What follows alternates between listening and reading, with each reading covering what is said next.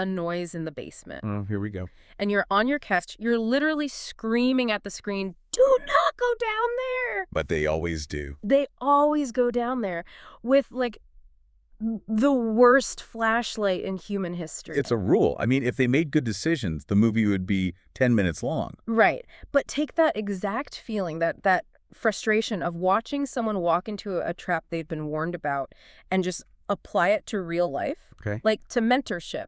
You're training a colleague, maybe helping a friend who's been stuck for years. You give them the map. You tell them the monster is right here. They nod. They say, got it. And then they walk straight into the basement. And then 5 minutes later, they text you asking why it's so dark down there. Exactly. It makes you want to pull your hair out. But the stack of research we're looking at today suggests this isn't just, an annoyance. It's actually a symptom of something much, much deeper. We've got this fascinating collection of mentorship logs, some trading correspondence, and these philosophical notes on something called equity diagnostics. And I think we should warn you right up top, the sources here, they do not pull any punches. This is not just some grumpy teachers complaining. No. The material frames this as a life and death issue. Life and death. I mean, that sounds a little dramatic for a trading course, doesn't it? Well, not physical death, obviously, but the death of potential. The sources argue we're literally watching people internalize a language of decline. If you've ever wondered why some people take free resources and build an empire with them while others just drown in the same water, well, this is the deep dive for you. So our mission today is to do a forensic analysis of why that happens. We're going to get into something called the repetition fee, which is a polite rebrand of a much nastier term. It is. And we are going to unpack the critical difference between ignorance and foolishness. And that distinction is really where we have to start. Because in normal conversation, if I call someone ignorant or foolish, I'm just insulting them. They're synonyms for stupid. Right. I was going to say, if I tell my coworker they're suffering from foolishness, I'm probably headed to HR. Probably. Yeah. But in the context of these equity diagnostics, they're very distinct technical terms. And getting the difference is the key to this whole thing. Okay, so what's the difference? So according to the notes, ignorance is defined as simply, I don't know yet. I don't know yet. Okay, so ignorance is just an empty cup. Precisely. It's a temporary state. It just means you haven't seen the material, you haven't put in the reps. Ignorance is neutral. It's totally solvable. You fix it with a book or a conversation. Yeah, you fix ignorance. We're all ignorant of almost everything. I'm ignorant of neurosurgery. And I'm definitely ignorant of how to fly a helicopter. But, if we wanted to learn, we could. Exactly. But foolishness, that's where the source material gets heavy. The definition here is, I don't want to know in a way that requires effort. A chosen posture. That phrase in the notes really jumped out at me. It's a huge distinction. Foolishness isn't about brain power. The sources are very clear on this. You can have a sky-high IQ and be foolish by this definition. So what is it then? It's acting in defiance of knowledge. It's when you're given the facts, the method, the logic, but you refuse to integrate it because that integration requires work. So if ignorance is an empty cup waiting to be filled, foolishness is, what, a cup with a lid on it? A cup with a lid on it, Right. where the person is yelling at you to pour faster and then blaming you for the spill. Wow. Yeah, that is a frustrating image. But how do you spot the difference in the real world? I mean, sometimes people just don't get it right away, right? It takes time. It does. But the logs talk about something called the shift. The sources pinpoint the exact moment. The problem changes from not knowing to refusing to understand. Okay. Imagine you've given someone a framework. Let's use trading, since that's where this all comes from. You've defined the terms, shown the logic, given them examples. You've done the heavy lifting as the teacher. You have. And the student asks a question. But it's not a question about the complex part you just explained. It's a question that shows they didn't even listen to the premise. It's the, wait, who's the main character? Question halfway through the movie. That's it, exactly. And at that moment, the mentor knows they aren't lacking information, they're lacking engagement. It is a flat-out refusal to process what's already been given to them. There's a line in the chat logs that, I'm not kidding, I had to stop and just think about it for a minute. I think I know which one. One of the mentors says, hunger is biological, respect is learned behavior. That hit me too. We all have biological drives, right? Yeah. Hunger, thirst. We're born knowing how to consume, how to take. Right. But the ability to respect knowledge, To respect the source of it enough to actually chew on it, to digest it and make it part of you, that's a learned skill. And the argument is that if someone hasn't learned that respect, Then no amount of feeding them is going to work. You're just throwing food at a wall. let's make this concrete, because foolishness sounds really abstract until you see it in a chat log. Yeah. The notes have this case study.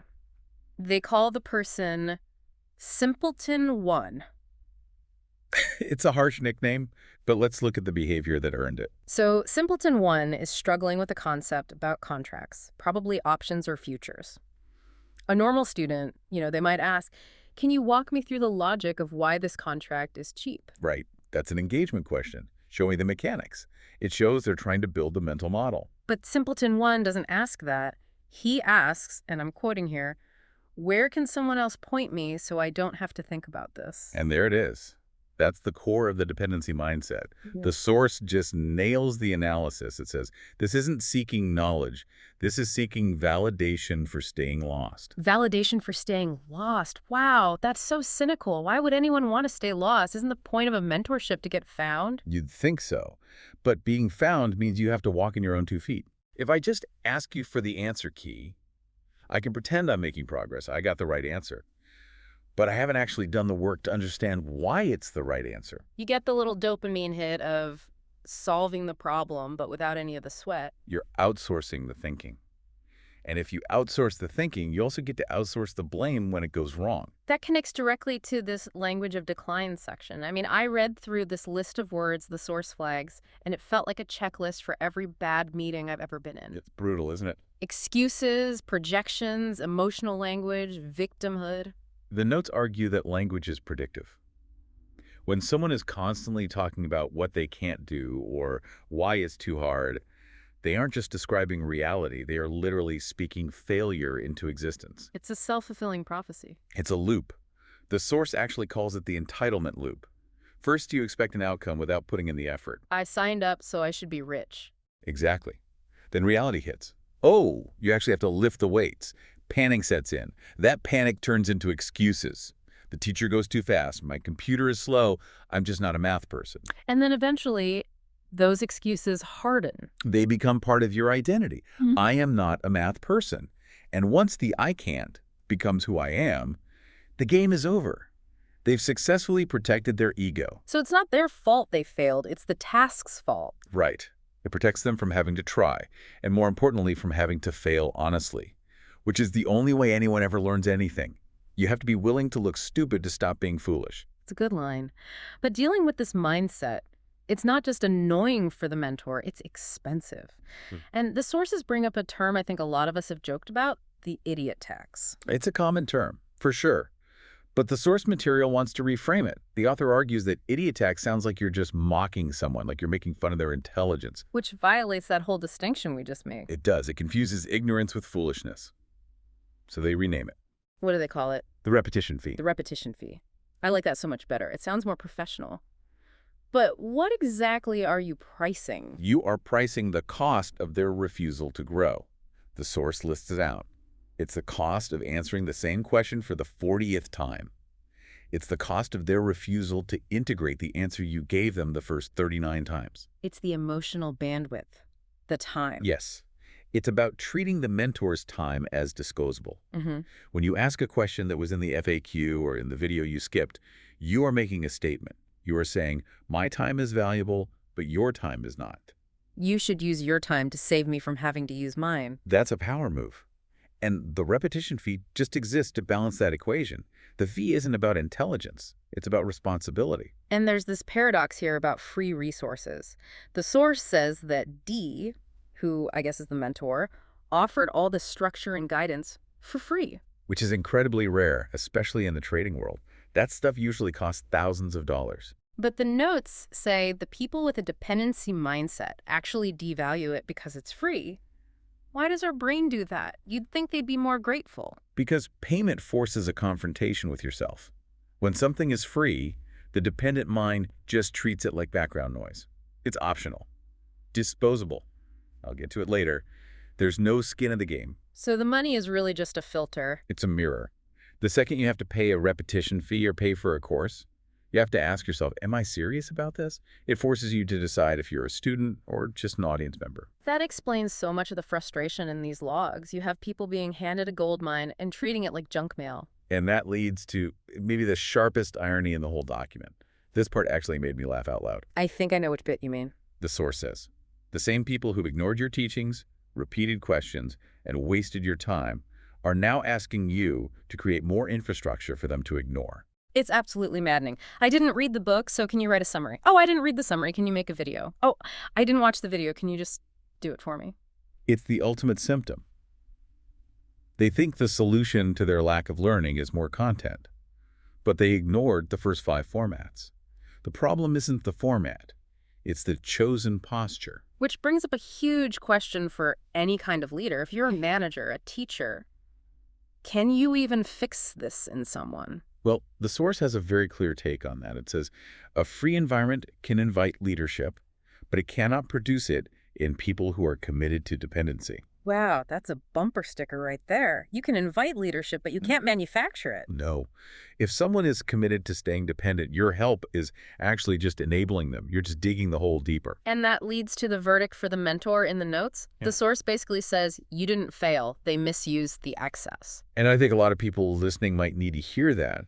We tend to internalize other people's failure to learn as our failure to teach. But the source suggests using KPIs, key performance indicators for students, to measure this stuff objectively. Right. The log asks these specific questions. Should a student be able to take 1 trade by week, 3 of 7? Should they be able to explain all the topics from the last 2 weeks? And the answer is obviously yes.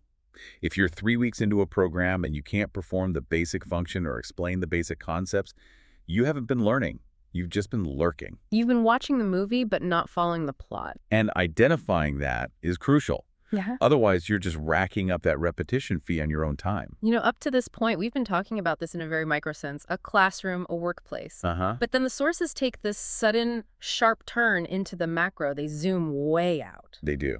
And this is where the theory gets really provocative. Mm-hmm. The source starts talking about dependency as profit. This is what they call the Kingsman scenario. Right. And we should be really clear here. We're just reporting the argument the source makes. We're not endorsing it. But the source suggests this psychology we see in Simpleton 1 isn't just a personal flaw. It can be incentivized at a state level. So if Simpleton 1 wants the teacher to do the work, the Kingsman wants the state to do the work. That's the argument. And the trade-off is the same. If the state does the work, the citizen doesn't have to struggle. But they also lose their autonomy. If you rely on the hand that feeds you, you're not going to bite it. You become compliant. A Kingsman. The notes mention the benefits cliff. Can you unpack that? Because that's a real economic term. It is. A benefits cliff is a situation where public policy accidentally punishes people for succeeding. Let's say you get $1,000 a month in benefits. If you go out and earn an extra $100 at your job, you might cross a threshold where you suddenly lose all the benefits. So you earn 100, but you lose 1,000. You're actually paying to work. You are financially punished for growing. So the rational choice in that context is to stay at the bottom, to stay dependent. That's fascinating. So the source is drawing a straight line from a government policy to a student in a chat room. It's the same mechanic. A government creating a benefits cliff or a student demanding a teacher do the thinking for them. The result is a culture of dependency. And the critical point is about the cost. Dependency is expensive. Incredibly expensive. The state bleeds money supporting people who aren't productive, and the mentor bleeds time and sanity on students who won't learn. Dependency is never actually free. Someone, somewhere, is paying for it. Dependency always gets expensive. That's the line. And that ties right back to the repetition fee. By charging for your time or by setting high standards, you're trying to break that loop. You're trying to make the cost of dependency higher than the cost of growth. Because right now, for Simpleton 1, it is cheaper to ask a lazy question than it is to do the work. Exactly. There's no cost. But if every lazy question cost him $50 or got him kicked out of the group, suddenly studying becomes the cheaper option. You have to flip the incentives. You have to. Otherwise, you're just enabling the decline. And that's why the source argues that free can sometimes be the most expensive price tag of all. This has been a pretty intense look at what it means to learn and refuse to learn. It really forces you to audit your own interactions. Oh, absolutely. Both as a teacher and as a student. Because we've all been simpleton one at some point. We've all wanted the shortcut. So let's try to recap the main takeaways here, just to lock it in. Okay, first, the difference between ignorance and foolishness. Ignorance is the starting line. I don't know yet. That's okay. Foolishness is the parking spot.